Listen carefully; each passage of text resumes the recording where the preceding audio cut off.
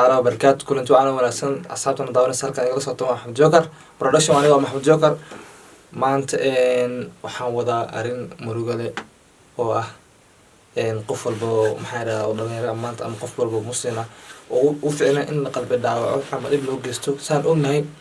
قف مركو إن واحد نيجب أما قلب الدعوة لكلمه مالدما إلا هاي نيجب يحنون بدن يعني لو ذاو قصير أو كل عادي ويل صاحب كيجا يقبر الجيل الأحمري هذيك الجلوس مدو والسعودية هذا كدب سلة ما فلانا كنا قضي منهم وجري marka qisas waxay tahay xaqbalaad sidatan inkastoo ay codsadeen labadaba inaan magacooda halkan aan ka sheegin marka inkastoo ay maadaama ay codsadeen inaan magacooda halkan aan ku sheegin marka qisada waxay u dhacday sidatan haddaan war idinku daalin wuxuu yiri wiilkan qisada la soo wadaagay wuxuu yiri 2014 magaalada Nairobi wuxuu yiri habeenada kamid ah uu joogo hol aroos oo markaas dad ay asiga familkiisa ah aroos ay ku qabeen asigoo arooskii joogo markii aan arooskii u dhamaaday kadib markii gabadhii la galbiyay dadkii meesha joogay oo aan aroos ku imaaday markay soo dareereen oo laga soo baxay meeshii holkii arooskii wuxuu yiri gabadhii oo jacayl dhaxmaray ay habeenkaas meesha isku barteen barasho kadib gabadhii wiilkaas lambarada kala qortay gabadha waxay ahayd reer Mombasa ayadana gabadh familkooda ahayd dad wiilkana wuxuu wiilka familkiisi meesha isku barteen marka sidii lambar ay ku kala qaateen lambar kadib kulay waa fahmi kartiin laba qof oo yara markay isbartaan wixii farjima ama sheekaysiya oo dhaxmarayo kulay wixii sheekaysi oo markaas ugu baxana laba qof isku cusub dhaxmaray arrintaasi kadib gabadhii laba bari kadib waxay aaday magaalada ay ku laabatay magaalada maxay raad ay ka imaatay Mombasa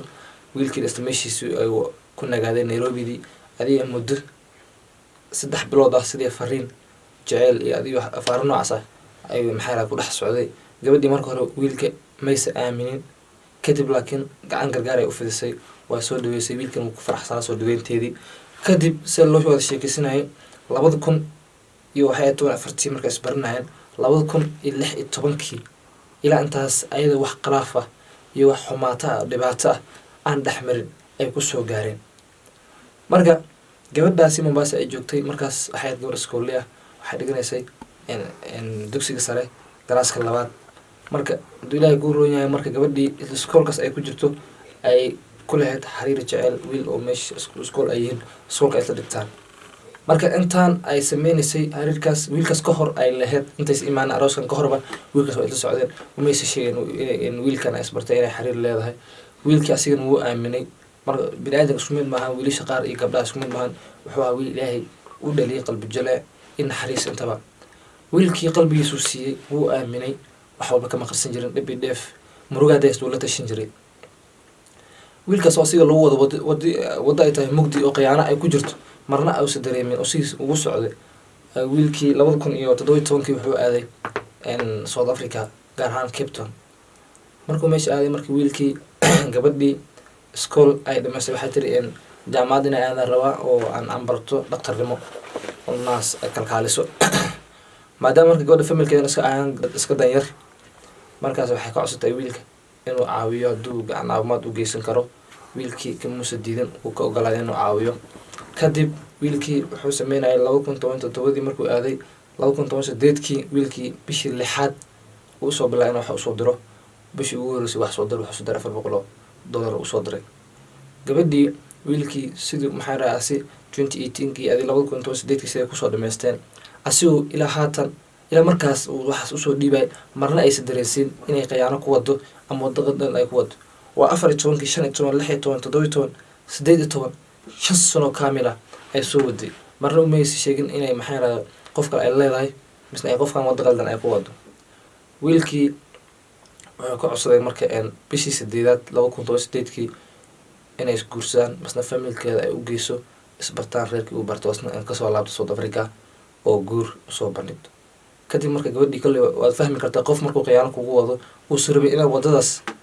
waxa aad rabtid hadduu soo la rabin kuma dhahayo waxaan ma rabi laakiin siyaabo badan waxay raad marmarsi badan oo sameeyaa hada gabadhii marmarsi badan sameysay saan ah iyo saan waadi waayo hadal ma macna qof lagu dajin karo marba ku dejin jirtay. asigana wuxuu dhihi jiray kuley qof ku jecel waa taqaanaa badana kuma kalifo waxa alla waxaad ula imaateed asigoo jecel in waxaas loo sameeyo ama su-aasha looga jawaabo haddii lagu adkeeyo hataa wax laga yaaba qofka ku jecel inuu soo kalifino iska sii gudbo. wiilkii marka badanaa muus kalifi jirin marka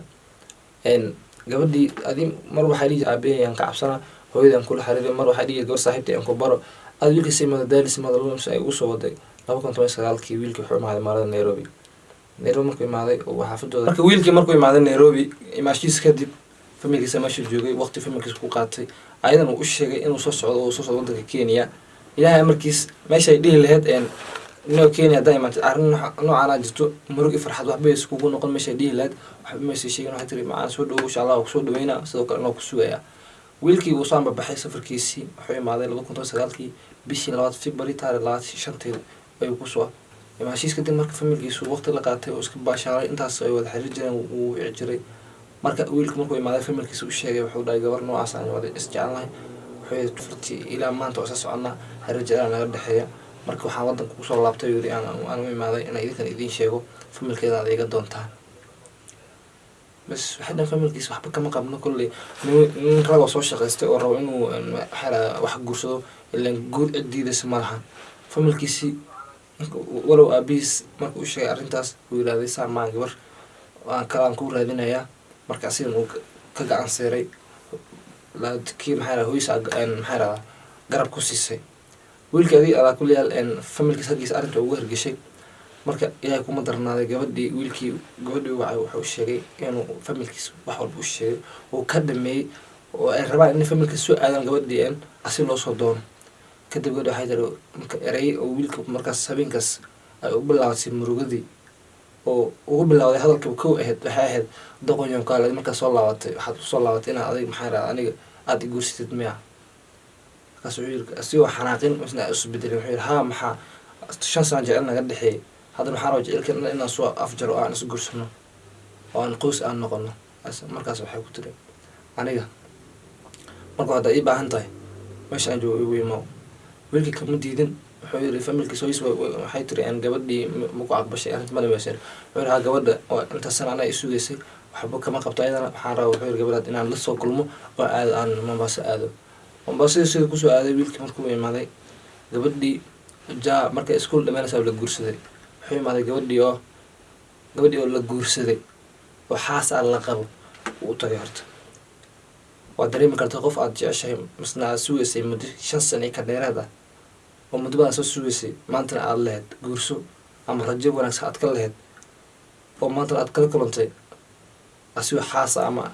ayadoo la qabo guri joogto ama ayadoo ciyaal hayso waa tasorta maamul aad iyo aad u weyn qof qalbi wax jecel masna jecelkaas ku jiray oo dhibkaas ku dhacay horta xanuunka dareemi karo. wiilkaas wuxuu yiri maalintaas markay gabadha aan arkay wuxuu yiri waa suuxay waan dhacay wuxuu isbitaal la geeyay wuxuu yiri muddo almost 3 saac oo kala soo sanaa kadib markuu soo kacay wixii uu aamini waayay maskaxdiisa markuu wiilku suuxay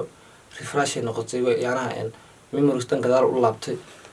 wiilkii xasuustu wixii hore ma ahan baad xasuustu waxay kasoo bilaabatay meesha dhiis annana qabaa xaasan ahay. wiilkii arrintii way suurtagal weysay wuxuu yiri kaal adin ma ugu ciyaaraysaa waxaad rabtaa aniga inaa ogaatid jecelkii heerku gaarsiisan yahay. markaas waxay ku tiri intay darbaaxday waxay tiri doqonyo aan tantiisa aqoon 5 sano marka adiga isku malaysay tiri adoo wadanka ka maqan 5 sano inaan ku joogi lahaa adiga ku sugi lahaa waxay tiri wuxuu yiri markaas wuxuu weydiisay su'aashkii uu weydiiyay hay'ad markaas adiga 5 sano adiga il goonaysay sababta ninkan maanta oo shay asbartay iga dooratay maxay tahay. markaas waxay ku tiraadana erey kale oo naxdinta badnaa adiga 5 sano asnaqaana laakiin waxay tahay wiilkaas 8 sano anoo yar iskoolka isku soo baranay tiri. marka wiilkii wax uu sameeyay ka sii waayay arrintii uu noqon waysay uu imaaday marka familkiisa ku soo laabtay reerkiisa taa uma sheegin. wiilkii markuu imaaday kulli hooyo wax dhashay waa dareemi kartaa murugtiis markay dareentay way weydiisay waa ka qariyay hooyadiina uu sheegay faarasata uu diiday. kadib wiilkii wuxuu yiri maalintaas kadib waxaan go'aansaday inaan Kenya iskaga baxo aan ku laabto meeshaan ka imaaday. wiilkuu baxay wuxuu ku laabtay magaalada ka imaaday Cape Town South Africa. wiilku iska laabtay wiilkii wuxuu yiri marka wuxuu yiri haween iyo maalin mar walba waxaan soo xasuusan jiray ereyada ay ugu hadli jirtay iyo dabintii ay daba jirtay beentii ay ugu soo waday 4 sano oo waliba aan iskoolka jaamacadan aan barta aan usoo dhiibi jiray wixii nijaamada aysan jirin oo nin ay qabto waxaa usoo diro maxaa iskaga baashaali jirtay lacagtii aan usoo diro. marka wiilkaas wuxuu yidhi Soomaali weynay arrintaas ay ugu dhacday murugtaas ay haysato ilaa haatan qalbigii waa ka saari lahaa gabadhaas mar walba ku fikiraa habeenkii waan ka fikiraa cunto ma cuno waa rafaasanahay nafsadeyda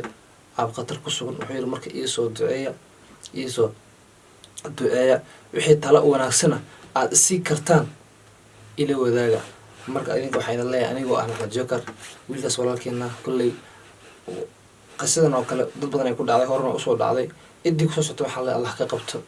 marka waxaan halkan ugu digaa dhalinyarada rag iyo dumarba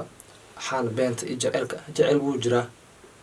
khiyaanada laakiin inay meesha laga saaro. qof adiga aad rabin maanta aad rabin inaad guursatid birin aad qalbi niyad aad u hayn oo wadanka kaa jooga oo kale inaad adiga been u sheegtid been ku wadid mid kale kula joogan aad maxaa raad guur la samaysid ama aad jecelka idin dhaxmaro xoolihiisna aad cunto kadibna hadan niijab aad ugeyso nafsadiisa aad galaafato waa laga fiican yahay. waxa soo kale waxaan dhihi karaa waa dhibaato kale qof xoolihiisa cuntay kow tan kale been aad u sheegtay tasdaad waa dhaawacday safar dheer soo gelisay murugo qof noloshiisa marka qofka sidiisaba markuu kaligiis uu yahay noloshiisa uu ku farxsan yahay laakiin jecel mar hadduu ku helo waa udur aan daawo aan lahayn. marka waxaa idin dhihi lahaa rag iyo dumarow inta dhalinyaro maanta kulley waxaa u badan jecelka waxa dadka maanta jecel jiro waa dhalinyarada. waxaa idin dhihi lahaa inkastoo walow uu jiro jecelka guurka kadib uu imaado laakiin waxa ka hor ay yihiin ka helitaan iyo sheeko maana yacni dadka ay dhex maraan intiina uu noqdo dadka qaar isku qalbi maahan waxa adiga hadal u leedahay ama ay kaa tahay iska hadal waxaa laga qofka inay qalbigiisa dhaawac u geystaan mise dhibaato ay u geystaan. waxaa idin dhihi lahaa intaas halaga waanto jecelka beenta haliska dhaafo walow aan dhihi lahaa jecelka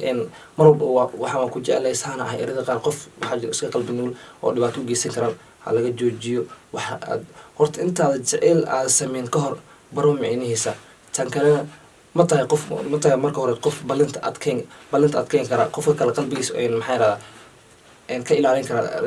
dhaawac iyo dhibaato soo gaarayso. haddaad ahayn marka horeba qof walaalkaaga dhib ha u geysan adna wiilo haddaas intaas aad lahayn awooddaas iyo maxaa radaa kalsoonida qofkaas lagu kasban karo waa laga yaaba inaad afka ka matashid ama jilin u samaysid laakiin qalbiga kartida ma leedahay oo qofkaas lagu ilaalinaya qalbigiisa oo dhibaatada waa may ilaahay kuuma darnaadee intaas haddaad samayn karin walaashaa banaanka ka mar adna walaalka haduleen. tan kale walaalkii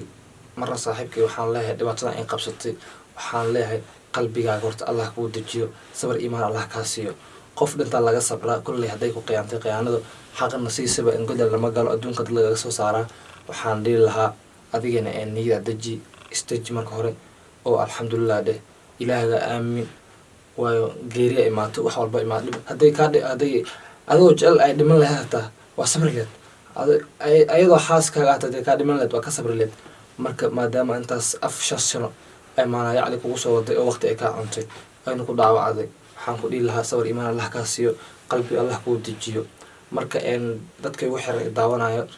bax Maxamed Joker production waxaan idin leeyahay kulley wiilkaas walaalkiina waxay idinka codsaday inaad tala ka siisin tan kale usoo duceyso in Ilaahay qalbigiisa u dejiyo wixii tala iyo wixii duco waa xaqiina. marka waxaan leenahay Allah u dejiyo dhanka commentiga igu reeb wixii adiga tala ahaantaada taladaada waa u gudbinayo walaalkiina. marka taladii waa la soo wadaagi kartiin waxaan idin leeyahay sida nabadgelyo waa inoo video xiga insha Allah.